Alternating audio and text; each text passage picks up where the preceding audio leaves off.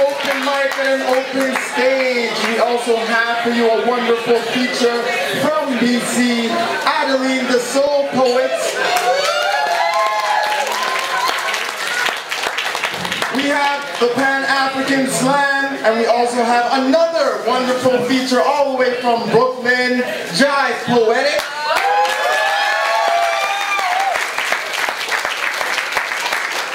So we're going to get this night started.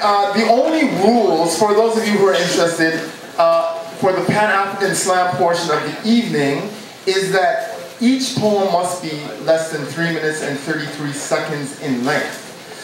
Apart from that, if you are of African descent, you can come up here and do whatever you want, right? I want to bring diversity to this stage, and a big reason that I want to host and organize this night every year, this is the second one we're doing, we're going to keep on doing it, is so that we can encourage people of African descent and diverse backgrounds to come up here and represent. But also, anyone can come up here and do something that is discussing Pan-African themes or black experiences, right, that we all have regardless of what color we may think we are, right? Right? So February is Black History Month. That's the next thing. For those of you who don't know, February is Black History Month. And, you know, I've been kind of hanging out with the same group of people for a while now, and last year we decided to, you know, call ourselves a collective. So we have the Black Dot Roots and Culture Collective represented in the house tonight. We are about the education, creation, and celebration of the black experience at home and abroad. So we just finished up a film festival. Yesterday we had a forum, and tonight we're having a slam. And it's all good, because that's the way we like to do it. We've replaced the numerical scoring system with one of our own that is based on symbols. So during the slam portion, which will be after our next feature, you might see a black fist being thrown up. You might see a Black Panther being thrown up. Or you might see a Lion of Judah being thrown up. Only the judges and myself and a select few will actually even know what they mean. We decode them in that sense. Walking the same street now under construction, I wondered if the men below sifting the bones of our city might still find particles of that night's aerosol or the loose boot off one of the looters, and in contemplating the remains of chaos, wondered whatever had happened to Rodney King.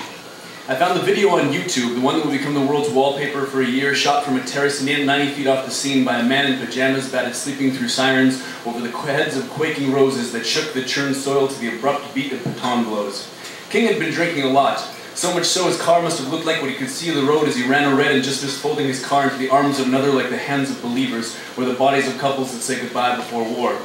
When the officers swarmed him, he threw 4 off his back, stood up twice to taser he could charge before they laid him down on the large back he will always be remembered by, playing a piñata to a swarm of 56 strikes, the metal warming his body with wounds the way the exhalations of the officers' open mouths softened the air, or how King later opened his mouth on an ohm room to scream empty heat at the walls.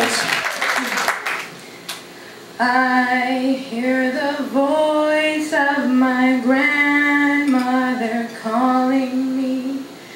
I hear the voice of my grandmother's song. She says, wake up, child, wake up, listen, listen, listen, listen. I hear the voice of my grandmother calling me. I hear the voice of my grandmother's song. She says, give birth, give life, mother, give birth, give life. Listen, listen, listen, listen. April 6, 1968, little Bobby Hutton. Police burned his house down away from an around side and shot him 10 times. He was only 17 years old, so I say no. It's time for us to all stand up and be bold. It's time for us to scream no more to the top of our lungs. It's time for us to all recognize the Black Panthers and have their accomplishments sung. So I ask you all to raise your fist. Raise your fist against segregation. Raise your fist against discrimination. Raise your fist for little Bobby Hutton. Raise your fist for a united front in a new world order. I had a great-great-great-grandmother who was kidnapped, and she was kidnapped from the United States of America. And she actually didn't have to suffer the way some of them did. So this is her story. And it is Women's History Month too, so this is a Black woman's story.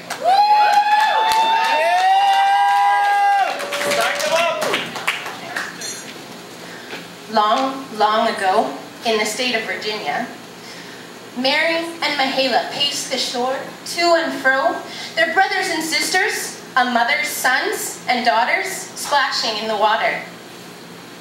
The little brother saw a ship approaching.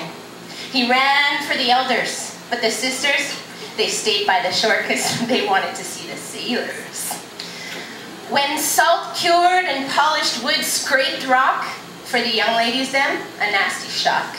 Snatched up by nets and cast to the decks, chains and shackles bound each of their necks.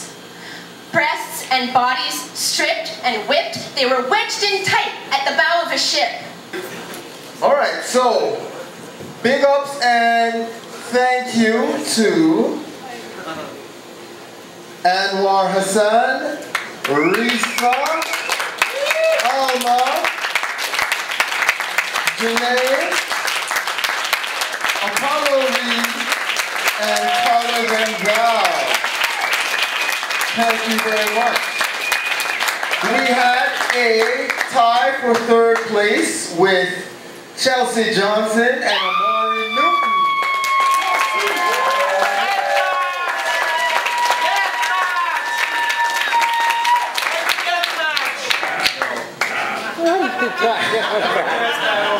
We have in second place, get this right. Like I said, we had a tie for second place. Second, third. Third and second?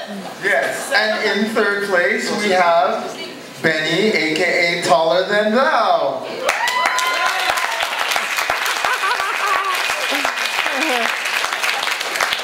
And in first place, now the two-time champion of the Pan-African Slam, Relevance.